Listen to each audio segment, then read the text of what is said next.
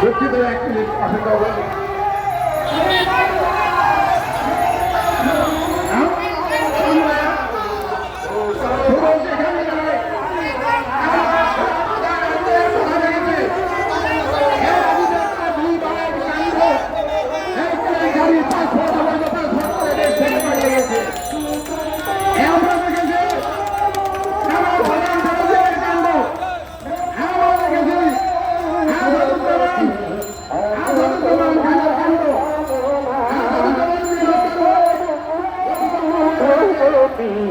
এখন তো ভাই কামে না যত মূল্য উদ্যোগী, এখন তো ভাই কামে না।